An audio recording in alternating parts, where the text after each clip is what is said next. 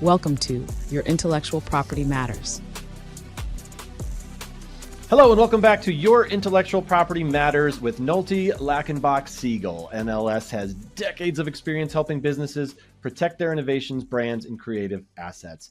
I'm Kevin Rosenquist, and today I'm joined by Alex Nolte, managing partner and founding member of NLS. Alex focuses on intellectual property with a special emphasis on patents in electrical, software, and high-tech fields, and he advises clients on everything from patent procurement to licensing or IP litigation. In this episode, we'll be talking about what every small business and inventor should know about patents. Alex, welcome. Thanks for having me. Absolutely. Patents are always interesting. I mean, working with inventors is probably pretty interesting. You get to see some cool stuff. But when you talk to entrepreneurs, how do you describe the value a patent brings to their business?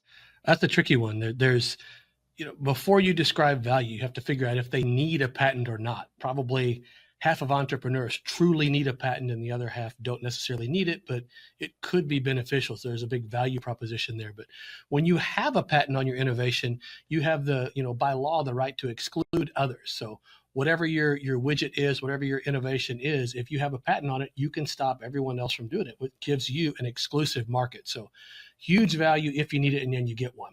Do you find that a lot of people think they need one, but don't? Yeah.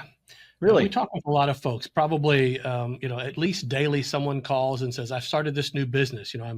I'm doing X, Y, Z, whatever that is, but it's just not something that you can patent or something that is worth patenting. If you're doing a business that has, for example, $100,000 in revenue that's related to this particular product or process, it probably isn't worth patenting. You have $100,000 in revenue minus costs and expenses and whatnot. There's not a lot left that you're trying to protect a profit stream from.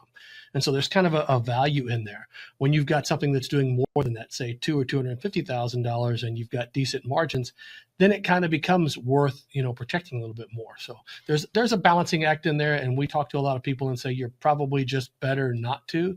But for the ones that it makes sense, we'll push them down that road and they do a good job. What kind of ideas or inventions actually qualify for patent protection and what usually doesn't? The law is pretty broad on that. Three requirements: novelty, utility, and unobviousness, which is, lawyer speak for. What I try and tell folks is if you have something that you're doing in your business that you don't want your competitors doing, then that's something you need to have a conversation with us about, and we'll tell you whether it's patentable or not. And so examples, software, for example, is patentable. Methods for doing business can be patentable. Any mechanical device, electrical device, an app can be patentable. Chemical compositions, there's just hundreds and hundreds and hundreds of types of things that can be patentable. But the end result is if you don't want your competitor doing something that you're doing, you should investigate whether you should get a patent or not. What kind of stuff have you seen people come in with? Is there that isn't patentable or isn't really necessary? Are there general ones that kind of fall into that bucket? There's a ton of stuff. We see people come in. We do a lot of business in the fashion industry, and oftentimes that falls under our trademark or patent. We see a lot of people in the food and beverage industry. We started a new Mexican restaurant. We want to try and patent something with it. Probably not something that's ever going to qualify for a patent. Those types of things. It needs to be essentially an innovation, and you're looking for something that you don't want your competitors to do. So again, rather than wading through 35 USC section 101, 102, and 103, which are probably 10 pages long and incredibly boring, just give a patent attorney a call and let them talk you through it in 3 or 4 or 5 minutes. They can almost always say, hey, this is worth pursuing or this is not. Yeah, that sounds a lot better than going through those documents. That probably wouldn't make sense to the average It'll person. put you to sleep for sure. Well, it still puts me to sleep after 25 years. So yeah. Can you explain how provisional and non-provisional patents work and when each one makes sense? Yeah, there's no hard and fast rule for when one or the other makes sense. Provisionals are kind of like ITUs, intent to use trademarks that you were talking about on one of your other podcasts. But a provisional gets you a filing date for the subject matter disclosed in what you submit to the patent office as your provisional application. There are very few rules on a provisional application. It can be, chicken scratch on a napkin, those types of things. Utility applications have very specific rules, have to have specific sections in the application. You have to have a set of legalese type claims at the end. You have to have an abstract. There are very, very many rules on this. So provisionals can be anything. Utilities are very rigid in what they have to have in them. filing a provisional can have quite a bit of benefit. For example, one of our clients is meeting with a large software company in California this week, and they were going to disclose some ideas to them. Well, that's a tricky situation, and we needed to file on that before they disclose. So we filed 2 or 3 or 4 provisional applications for that client, because we could literally just take their slideshow presentations, take white papers that they have, any information they had on the invention, and just slap it together and file it as a provisional. And we get a filing date for that with the patent office for the subject matter that is contained in that document that we submit to them. And that's really the trick. Provisionals are really good for that type of stuff, really good for getting a quick filing date. But when you get in litigation down the road on your patent, you have to go from provisional to utility within 1 year. If you then sue somebody for infringement on your issuing patent, the very first thing the lawyers do is go back and look at that provisional and what was in it. And 9 times out of 10, you'll find that what's in your utility that you're claiming and you're suing on wasn't in the provisional. And so you lose your filing date and you lose the lawsuit. And so provisionals can be a good tool. I caution people against using them just willy-nilly, because much like, they can cause you much more harm in the end than they do good. So make sure you have a conversation with the patent attorney to let them give you a little advice on whether or not you should or should not file that and how you file it when you do. Is that the situation when we see something that says patent pending? Does that mean it's a provision? It's a provisional patent? Provisional patent qualifies as patent pending, yes. Typically, when you see patent pending, it means the utility has been filed, though, just typically. But technically, yes, a provisional patent means you have patent pending. You've been doing this a long time. What are some of the most common mistakes that inventors make during this whole pursuit of a patent?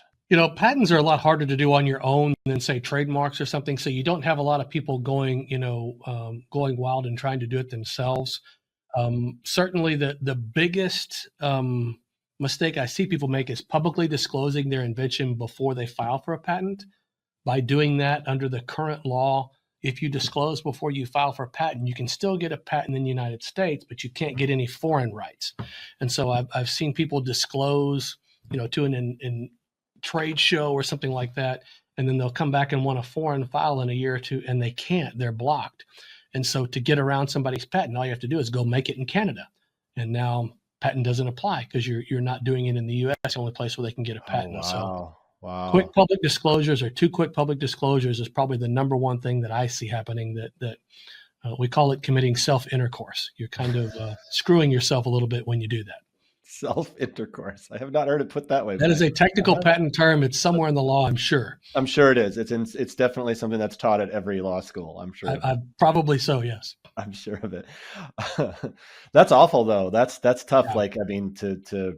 Yeah. People are just proud, right? They're excited. They want to share their vision, and trying to grow your business. You're trying to get money. You're trying to get funding, customers. It makes perfect sense. But we've got tons and tons we've got large clients, hundreds of billions of dollar corporations, and we really love working with solo inventors and entrepreneurs. That's where the real fun stuff happens. But we just encourage people, pick up the phone and give us a call. I probably have lunch with somebody at least every day of the week just to have a conversation about what they're working on, what they're doing. So I can say, don't do this, do that type of thing. Get your IP attorney involved. Patent, trademarks, all this stuff can make or break you 2, 3, 4, 5 years down the road. And by the time you find out you made a silly mistake early on, it's too late, and it's going to cost you millions in legal fees to fix it or even get out of it without having liability. So, man, make friends with a patent attorney and spend some time with them is my best advice. Spend some time with them. Buy them a beer. Buy them a beer. Go play a round of golf. I call it the cheeseburger rule. If you buy me a cheeseburger, I pretty much will sit and chat with you for 30 minutes and do everything I can to help you. And I feel like that really does good for a lot of small businesses, and I enjoy doing it. I meet good people.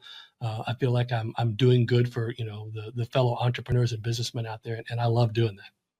You heard it here first, folks. All you need to do is buy him a cheeseburger. I'm going to get fat now. It's all big trouble. Yeah, you are. Yep. If we go viral, you're in a lot of trouble. Yeah, it's trouble. Yeah. Can you share an example of perhaps when smart patent planning helped a small business secure their funding, licensing, growth opportunities when everything just came together well? It happens all the time. The story I tell people, it's actually when I was a young associate. So this was in the 90s, but I had a guy come into my office that didn't have a lot of money and wanted to get a patent on this fishing lure. And I really tried to talk him out of it a couple of times because the value proposition didn't make sense.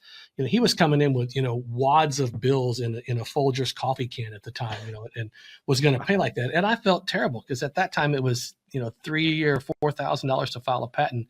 And I knew this guy didn't have a lot of money. And he came several times, and I always met with him and talked with him. And I won't say his name, but Mr. Smith, I don't think you should do this. And he finally just beat me down. And I went ahead and filed the patent for him, and we got it issued a year or so later. And he called me about 6 months after the patent issued. He said, "Mr. Nolte, I'd like to understand patent licenses. What's a patent license?" And Mr. Smith, what's going on? And it turns out he had gotten this patent on this fishing lure, and within 6 months, the largest fishing lure manufacturer in the world reached out to him to license it. Wow. And long story short, he licensed it. His upfront license payment was $600,000, which was probably, this guy probably made $20,000 a year. And then he was getting a royalty of, I believe, either 6 or 8%. And so he's making a couple $100,000 a year every year for the past, I still check in with this guy once a year with Mr. Smith, but he's still making royalties off that fishing lure. So he believed in himself. He kept pushing and advocating for himself. He got me to do my job. And as a result, now the guy is a millionaire and lives very comfortably, and just really, really happy for that guy. Wow. What a cool story. Yeah, It seems so simple, but yeah, that's a really cool story. Well, the funny part is I tried to talk him out of it. So that tells you I know. That's pretty bad. But hey, you learn, right? That you said you were a young associate. You got to learn. Well, and I learned the biggest thing I learned out of that wasn't, when to try, and I always give people my honest opinion. And I felt like I did then too, but that, I tell inventors this all the time, is this patentable? They're always asking. I'm like, listen, if you believe in yourself, then that's the number one indicator. You got to listen to that inner voice that says this is good, or this is a risk, or this is bad. Listen to that voice. And Mr. Smith believed in himself, and he was right, and it paid off. So that's, if you believe in your business, then your business will succeed. You're going to put in the time, the effort, the money, all it takes to make it work. So that's really what I took away from that was, believe in yourself and work hard to get where you need to be. Yeah. Very cool story. You mentioned the cost of a patent at that time. What should business owners expect in terms of the time and cost involved in getting a patent today? The cost in filing the patent with the patent office, so there's two components. There's the cost to pay your attorney to draft it, and then there's the cost that the patent office charges you. And then there's another component is once it's filed, it has to be prosecuted, meaning the patent office 97% of the time they will reject it and say this isn't patentable for a number of reasons. You're going to have to prosecute or argue with them is all that really means. But to get a patent application filed is anywhere from $7,000 to $10,000 in legal fees, and then usually $500 to $1,000 in patent office fees for individual inventors. And then you're going to spend another $3,000 to $5,000 going through the arguing part with the patent office. So typically you see people by the time they get a patent, they've spent $12,000 or $15,000, and maybe as high as $25,000. Just depends on type of invention. I tell people all the time, it depends on how much information you give us. There are large corporations that have, filed hundreds and hundreds of patents, are notorious for giving us an invention disclosure that's, 3 sentences. Mm-hmm. And from those 3 sentences, we have to go write 25 pages in a patent application. That's expensive. Yeah. Entrepreneurs, small businesses are typically, very good at giving us write-ups. We'll say, I don't understand this part of the invention. They'll send us back 4 or 5 paragraphs with a drawing. That's the type of thing that keeps your costs down. So when you're working with a patent attorney, make sure you're willing to give them as much as you can. Because if they have to come up with it, that's, per hour, they're going to charge you for that. Give them the information in as good a form as you can give it, whatever they ask for it, and that's going to keep that cost down. Once they file, how long does it take for the approval process? Typically, it's 2 to 3 years from the time you file to the time it gets issued. So there's a backlog in the patent office. By the time you file it, and the patent office is divided up into groups or art units. So the people that examine computer programs don't examine dog collar, patents type of things. Most of those art units have a backlog of anywhere from 9 to 18 months. And so it takes a while to get a patent. Now, when you're in a special situation, like most things with the government, if you give them money, it will go faster. And so there is a process where you can give them an extra couple $1,000 in just a fee, not your lawyers. That goes right to the government. Give them an extra couple $1,000 and they will guarantee you what they call a final disposition, which means they're going to give you a final ruling. Either you get a patent or you've been finally rejected within 12 months, which for in limited instances, that has value and is worth doing. You've got a new product coming out, you've got competition squeezing you in your space. It's a high revenue product, 1,000% worth paying $2,000. That's nothing in that scenario to get that patent out quicker. Right. For a company that already has gone through the trademarks and the copyrights and all that, how do patents fit into the overall IP strategy? Whole different dimension. Trademarks and copyrights are totally different than patents. There's just a touch of overlap between the two, but trademarks are names and logos, and copyrights are artistic expressions and can be logos and even colors. Owens Corning has, for example, a trademark on the color pink, for their insulation. But patents tend to fall more on the technical side, more on the innovation, the software, the devices, the machines, can be how you make something, can be your particular business models in some cases can be patentable. So it's really a whole nother dimension of intellectual property protection that's not even very, very different from trademarks or copyrights. For anyone listening, besides a cheeseburger, what else should they bring to you on that first meeting to help you have all the information that you need in order to give them the best advice? Yeah, you're going to have a phone call first or a video call and talk through the invention. The first kind of piece of advice I give to people is, number one, no matter who you talk to, get an engagement agreement in place with the lawyer you're going to talk to. That way attorney-client privilege applies and you're not going to have to worry about whether the attorney tells someone about your invention and then someone files before you. So get an agreement in place, and every law firm that will do that with you without any trouble at all. We can do it in 20 minutes on our side, and we do all day long. That just protects you. Then just have the conversation and explain what you're doing, to your patent attorney. My invention is a new cardboard box that's going to save Amazon $20 billion because I use a different type of corrugation, and here's how it's stronger, and here's how it costs less money, those types of things. And then the patent attorney is going to tell you, okay, if you want to file an application, here's what I need. I need a cross-sectional drawing of this new corrugation. I need specifications on the strength so I can write it in the application, how strong it is, what's the crush strength, what's the tensile strength, all those types of things. I need a written 2, 3, 4 paragraphs from you that describe exactly why this is so great. They'll give you that list of things that they need that are going to help them to do their job most economically. So my advice there is have the conversation, and whatever your attorney asks you for, give to them. And I would even just flat out ask, hey, I need to make this as cost effective as possible. What can I do to help you make it more cost effective? And hopefully that will cue that person in to say, hey, give me a few more things and it's going to save you $1,000 type thing. All right. Well, great advice for sure. That's it for today's episode of Your Intellectual Property Matters with Nolte, Lackenbach, Siegel. If you're developing a new product or invention and want to understand your patent options, reach out to Alex and the team at NLS by visiting www.nls.law. Thank you for listening. Don't forget to subscribe. Leave us a review. We very much appreciate it. Alex, it was great chatting with you. Thanks so much for all the insight. You too. Take care.